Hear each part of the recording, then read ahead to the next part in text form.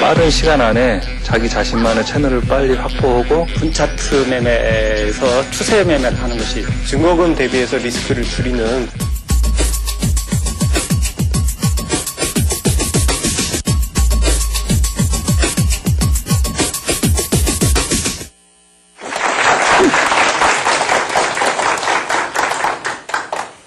오늘 이제 주제는 변동성 확대 장세에서 살아남는 법이네요.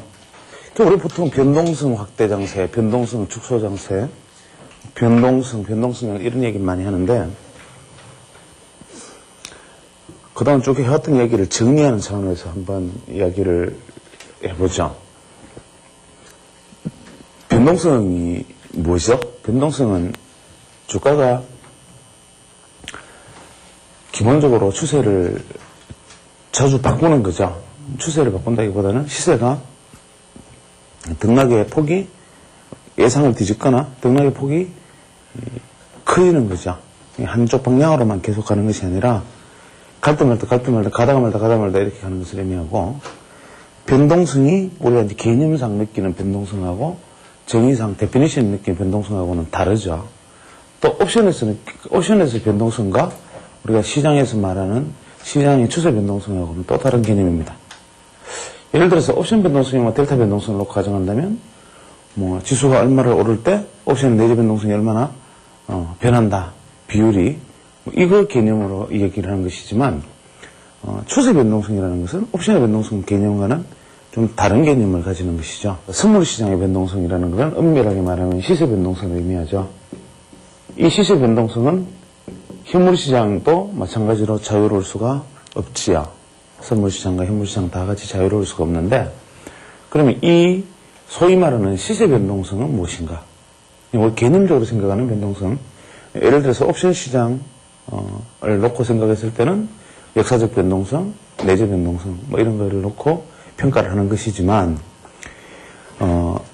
추세 변동성, 소위 말하는 시장 변동성이라는 것은 어떤 잣대를 가지고 이야기하나?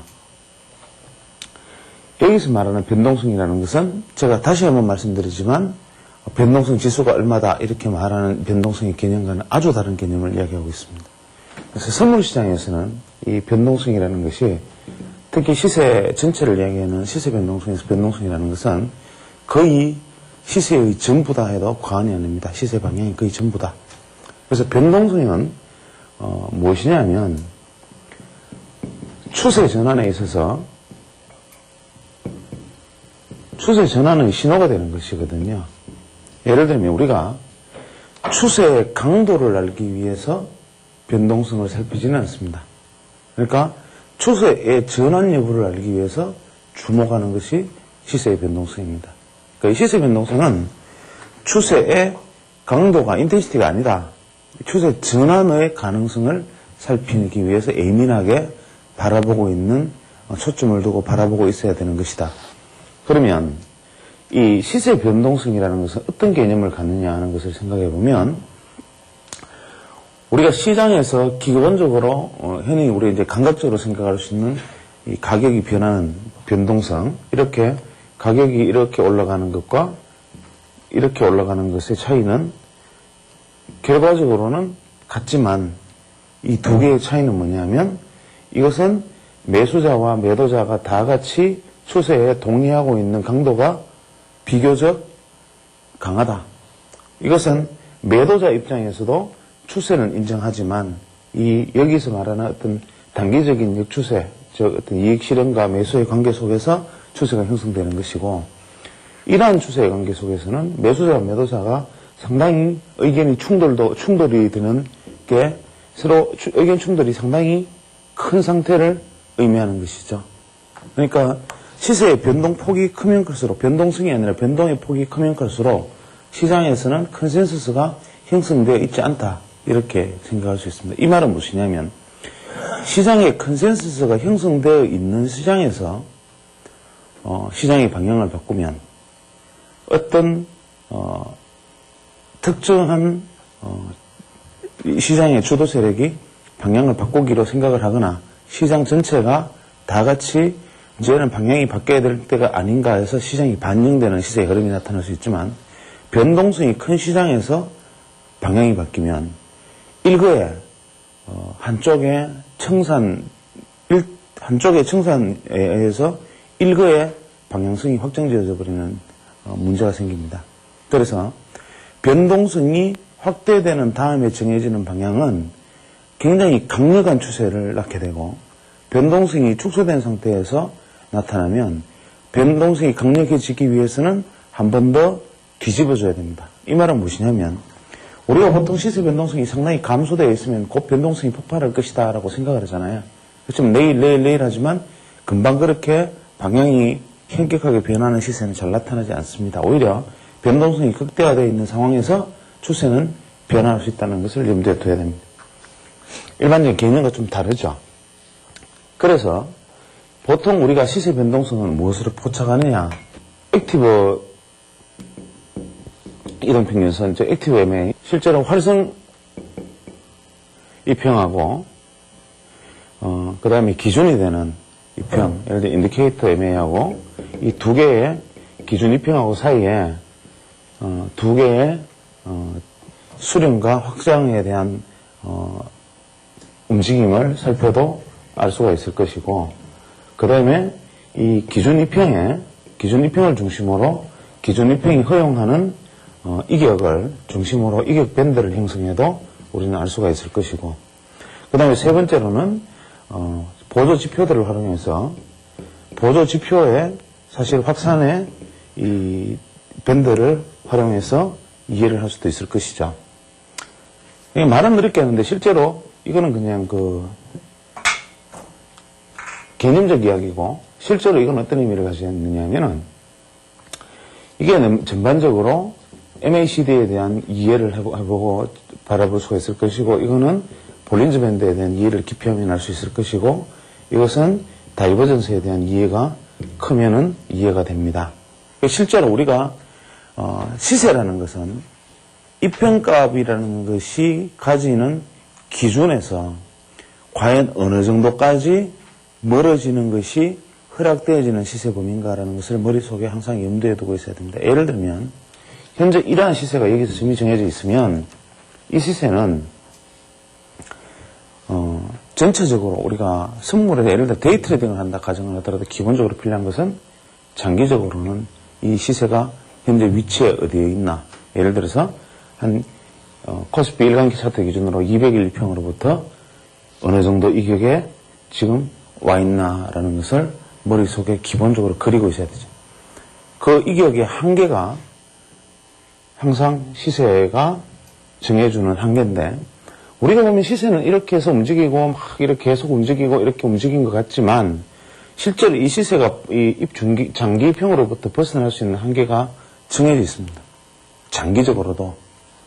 그러면 중기적으로도 이 안에서 벗어날 수 있는 한계는 사실은 정해져 있는 것이고, 단기적으로도 이 벗어날 수 있는 한계는 정해져 있는 것이지요.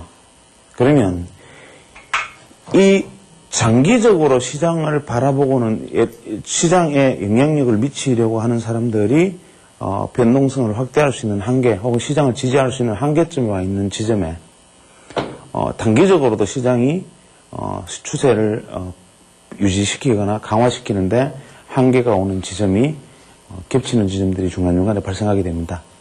그런 지점들은 옵션의 변동성이 극대화되는 지점이고, 우리가 보통 옵션 만기일 중에서 한 4개월 내지 6개월 단위로 한 번씩 발생되는, 혹은 한 짧게는 최근 같은 경우에는 한 3개월마다 발생하게 되는 극단적 변동성이 발생한, 옵션 기준으로 보면 극단적 변동성이 발생하는 지점이 됩니다. 그러면 이격도라는 것을 보는 것은 무엇이냐 하면, 예를 들어서 먼저 이야기해서 예를 들어서 이격도의 개념에서 놓고 생각하면, 제가 몇 번 말씀드렸지만 잘 이해가 되지 않는다는 이야기들을 제가 가장 많이 듣는 부분이긴 한데, 예를 들어서 단순하게 이격도를 놓고 생각하면 이렇습니다. 이격이 이렇게 돌파해서 뭐 이런 형태의 그림을 보이고, 우리 차트의 주가는 이런 형태의 주가가 있다고 가정을 합니다. 가정을 하면 이격도 기준으로는 당연히 이제 여기가 한 대충 한 110 정도가 된다고 가정을 하죠. 여기가 한 90 정도가 된다 가정을 합니다. 그러면은 시세가 이렇게 왔을 때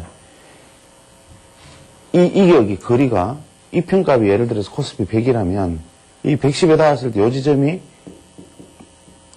코스피 110에 왔다는 것이고, 여기는 코스피 분명히 110, 한 5 정도는 되겠지만 대신 이 편이, 여기 이 편값은 대충 한 100, 벌써 한 108 정도 되어가지고, 이 차이는 폭이 오히려 이격은 낮은 거지요. 이 지점에서는.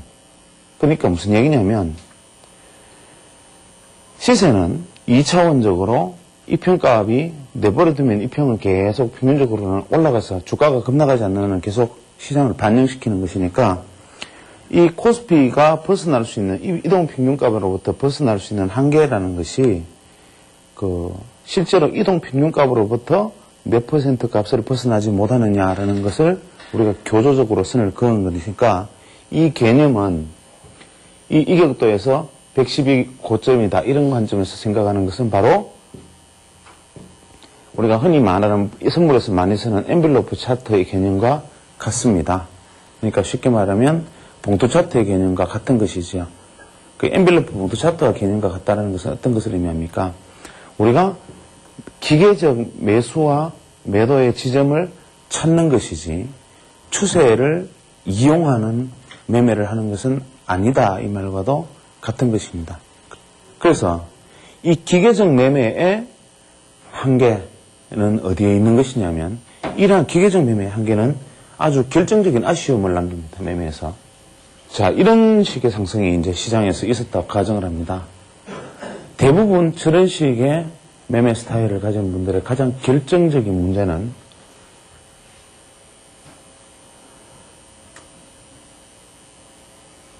수익을 남기고 손실을 남기고 뭐 이런 형태의 매매 중에 평균적으로 어느 정도의 수익을 보장받는 형태의 그림이 되겠지요. 이분은 현재 이 기준으로 놓고 보면, 예를 들어 이렇게 갔다고 가정하면 이 기준으로 놓고 보면 이 부분의 매매 수익은 날아간 겁니다. 이런 기준으로는. 그래서 항상 기계적인 매매 안에서 최대 수익을 보장받지 못하고 잦은 매매를 통해서 그냥 실제로 수익은 크게 보장받지 못하는 상황. 그런데 대부분의 수익은 어디서 나느냐면, 여기서 뭐 이익거래, 손실거래가 반복되면서 수익이 날 수도 있고 안 날 수도 있지만 사실 결정적인 수익은 여기서 나는데, 그러면 어떻게 해야 되나?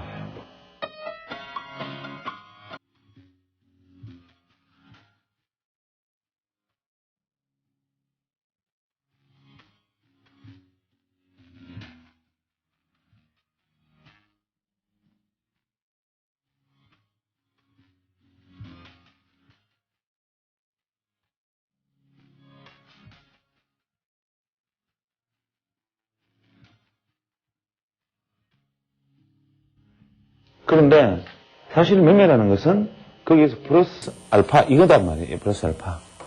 이 플러스 알파를 취하는 방법은 무엇이냐? 이제 우리에게 남겨진 화두는 이겁니다.